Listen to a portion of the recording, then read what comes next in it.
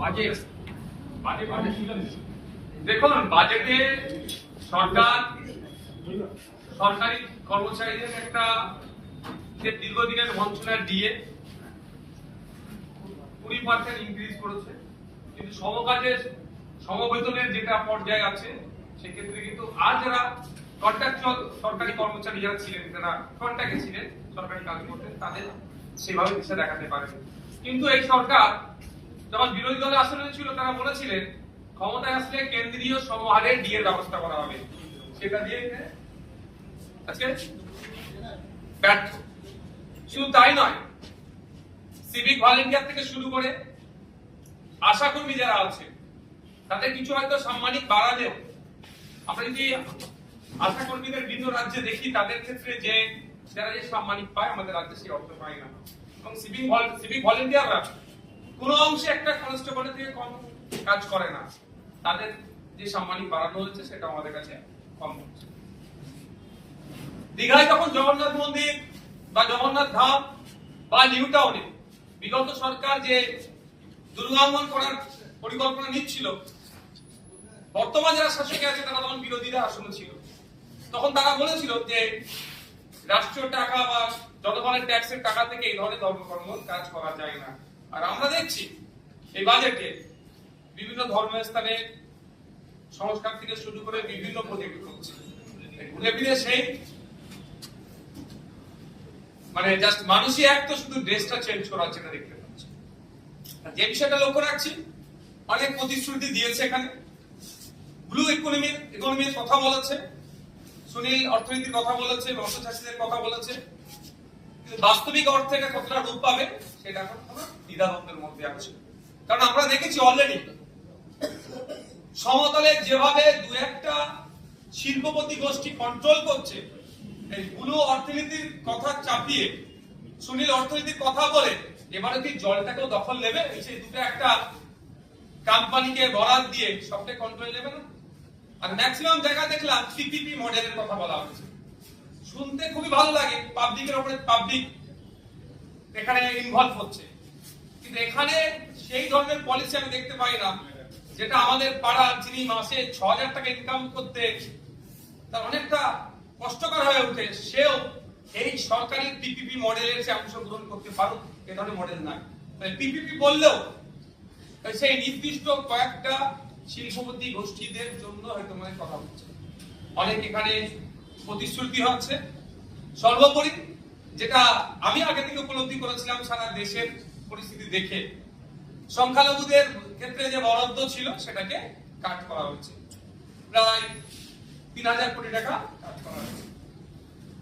এখন দেখার বিষয়, যেটা বরাদ্দ হয়েছে প্রথমত বলি সেটা ১০০% কাজ করে কি করে না।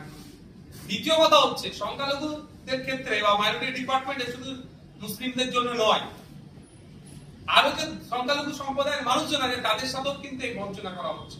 এদিকে এদের সরকারের স্লোগান সবকা সাথ সবকা বিকাশ বললেও ভারতবর্ষের সংখ্যালঘু সম্প্রদায়কে ক্রমশ কোণঠাসা করা হচ্ছে, তার জ্বলন্ত একটা প্রমাণ দিলেন। আগামী দিনে নিশ্চিতভাবে বাজেটের উপরে যখন বিস্তারিত আলাপ বলার সুযোগ দেওয়া হবে, আপনাদের তো লাইভেরও সুযোগ আছে, সে বিষয়ে তখন চর্চা করব। তবে এতটুকু কথা বলবো, বিগত সরকারের দিক থেকে বর্তমান সরকারকে, বিগত সরকার যেটা ছিল তাকে দেখে শিক্ষা নেওয়া দরকার।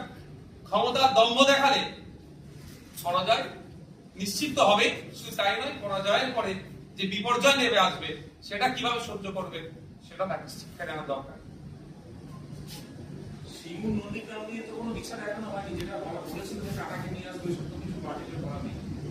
গভর্নর স্পিচের উপরে নন্দীগ্রামকে নিয়ে চর্চা হয়েছে, সিঙ্গুরকে নিয়ে চর্চা হয়েছে। নন্দীগ্রামের জন্য শুধুমাত্র একটা ব্রিজের নির্মাণের কথা উল্লেখ আছে।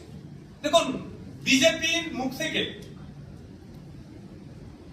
সিঙ্গুর শব্দটা যত কম আসবে আমার মনে হয় ততই ভালো, কারণ সিঙ্গুর থেকে টাটাদেরকে উচ্ছেদ করার যদি মুখোশ হয়ে থাকে মমতা ব্যানার্জি, মুখ কিন্তু বিজেপি। আমরা দেখেছি আজ টাটা সিঙ্গুর থেকে বিতাড়িত হওয়ার ফলে পশ্চিমবাংলার শিল্পের সর্বনাশ হয়েছে। আমি বলেছিলাম যতদিন মমতা ব্যানার্জি পশ্চিমবাংলা থাকবে শিল্পপতিরা ইনভেস্ট করবে না, ওই বিশ্ববঙ্গ বাণিজ্য সম্মেলন হবে, খাবে দাবে চলে যাবে। এখনো পর্যন্ত সিঙ্গুরকে নিয়ে সে দিশা দেখাতে পারেনি। আর সর্বোপরি কোন মুখে দিশা দেখাবে? যারাই টাটাকে তাড়িয়েছে তারা কিভাবে এটা দিশা দেখাতে পারে? এট এ গ্লান্স আপনার বাজেটটা কি মনে হচ্ছে? প্রথম দফায় দেখে ওটা হয়তো পড়া সম্ভব হয়, কিন্তু দেখে এট এ গ্লান্স আপনার কি মনে হয়? কিছু চমক আছে, কিছু চমক আছে। আর এই যে ব্যর্থতা এই বাজেটের মধ্যে আছে, ব্যর্থতা ঢাকা দেওয়ার একটাই জায়গা, সংখ্যালঘুদের ফান্ড কেটে দেওয়া হয়েছে, মুসলিমদের ফান্ড হিসাবে। ফলে যারা বিজেপিকে নিয়ে এসছে একটা অংশ, একটা হেভি অংশটা ভোট দিয়ে নিয়ে এসছে এই রাজ্য সরকারের দ্বিচারিতা, অন্যায়, অত্যাচারের বিরুদ্ধে বিগত সরকারের, আর যে অংশের ভোটটা বিজেপিকে নিয়ে এসছে তারা দেখাবে যে মুসলিমদেরকে টাইট দেওয়া হচ্ছে, এটা দিয়ে চাপা দেওয়ার জন্যই সংখ্যালঘুদের ফান্ডে কাট করেছে। নির্দিষ্ট করে ওই কোশ্চেনটাই করবো। সংখ্যালঘু দপ্তর, মাদ্রাসা শিক্ষা দপ্তর, তার যে বরাদ্দ তার প্রায় 50% নিচে নেমে গেছে। আগের সরকারের এই যে বরাদ্দ ছিল এবং এই সরকারের যে কমানো হতো আগের এবং এখনকার, কিভাবে বিশ্লেষণ করবো? ধরুন, এই বাজেটের যে সমস্ত দিকগুলো ব্যর্থতা আছে, দুর্বল জায়গাগুলো ঢাকা দেওয়ার অস্ত্র ওটাই, আর কোনো চর্চা হবে না, ওটাই অস্ত্র। এই দুর্বলতা ঢাকা দেওয়ার জন্য সংখ্যালঘুরা রেডি আছে, এক নম্বর। দ্বিতীয় কথা, সংখ্যালঘুদেরকে মানে সংখ্যালঘু মুসলমানদেরকে টাইট দিতে গিয়ে বাকি যারা সংখ্যালঘু সম্প্রদায় অন্তর্ভুক্ত তারা আজকে টাইট হচ্ছে।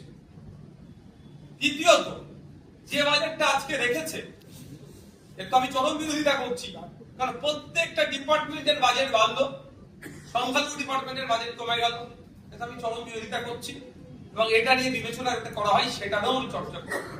3 নম্বর যে বিষয় যেটা থাকছে সেটা হচ্ছে যে বাজেট বরাদ্দ হয়েছে সেটাও যদি 100% কাজ করে সেটাও কিন্তু উপরি পাওনা হবে। কারণ এটুকু আমি বলে দিই, লাস্ট ফিনান্সিয়াল ইয়ারে 5,500 কোটি টাকার উপরে সংখ্যালঘুদের স্বার্থে বরাদ্দ ছিল তৃণমূল পরিচালিত সরকারের। কিন্তু তথ্য তুলে দেখা যাবে লাস্ট 4টি যদি আপনি অর্থবর্ষ দেখেন 50% এরা খরচে কভার করেনি যা বরাদ্দ থাকে।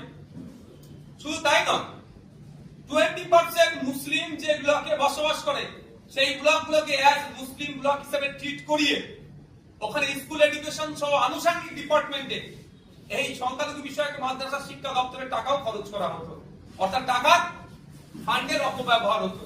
আমি আশা করব এই সরকারের কাছে যে ফান্ডের অপব্যবহার না হয়, মিসম্যানেজমেন্ট না হয়, যে ফান্ড যার জন্য বরাদ্দ হয়েছে হেড টু হেড সেটা খরচ করা হোক এবং এটা এই বৈষম্যর হাত থেকে, বঞ্চনার হাত থেকে বাংলার মানুষ সহ সংখ্যালঘুদেরকে মুক্ত দেওয়া হোক।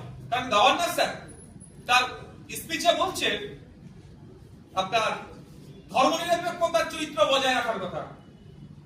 যদি ওটাই হয় এবং প্রত্যেকটা ধর্ম, জাত, বর্ণের ঊর্ধ্বে গিয়ে একটা গুড গভর্নেন্স উপহার দেওয়ার কথা বলছে, তো এখানে নির্দিষ্ট করে সংখ্যালঘু সম্প্রদায় মুক্ত যারা আছে তাহলে সরকারের দ্বারা তারা বৈষম্যের শিকার হচ্ছে। আর এই সরকার সংবিধানকে সামনে রেখে শপথ দিচ্ছে, তো আশা করবো সংবিধান সম্মত কাজ করবে। সংবিধান যে রাইটস গুলো দিয়েছে একজন সাধারণ নাগরিকের উপরে, একজন সংখ্যালঘুর উপরে, একজন এসটি এসসির উপরে, সেটা যাতে যথাযথ ফুলফিল হয় সেটা নজর রাখবে।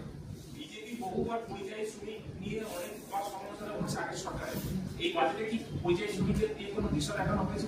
এখানে নতুন কলকারখানা তৈরি হবে, কর্মসংস্থান তৈরি হবে পরিযায়ী শ্রমিকদেরকে সাথে খাদ্যাতে ওরা এখানে কাজ করবে, কিন্তু এখনই তো এটা সম্ভব নয়। আজকে বললি কালকে একটা এখানে কোম্পানি আসবে, শিল্পপতি গোষ্ঠী আসবে, ইনভেস্ট করলো, কালকে সেটা হয়ে যায় না, সময় লাগে। এই মুহূর্তে পরিযায়ী যারা আছেন তাদের বিভিন্ন ভাবে ভিন রাজ্যে যারা আছে তাদের প্রোটেকশন দেওয়ার ব্যাপারে কোনো শব্দ খরচ করলেন না। কিন্তু inter state migrant labour act আছে 1979, এক্সাক্ট সালটা মনে পড়ছে না, ইন্টার স্টেট মাইগ্রেন্ট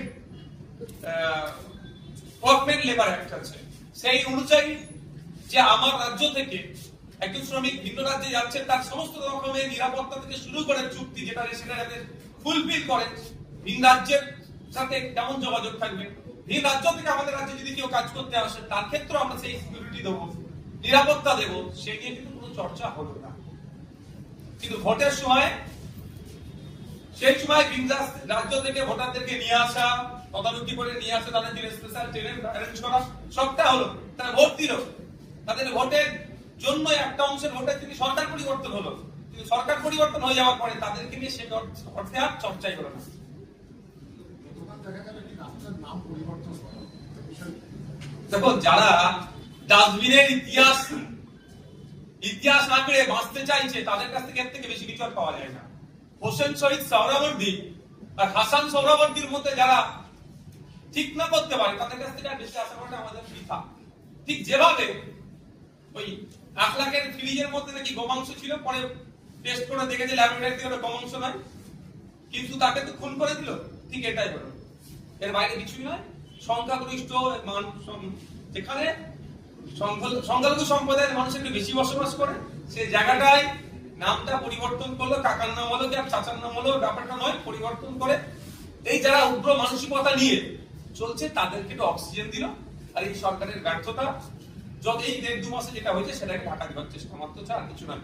আমরা আশা করবো, আমরা চিফ মিনিস্টারকে চিঠি করব যে অবিলম্বে যে হাসান সোহরাওয়ার্দীর যে অবদান, সে অবদানকে স্বীকৃতি দিয়ে তার নামটা পুনরায় আবার সেখানে ফিরিয়ে আনা হবে।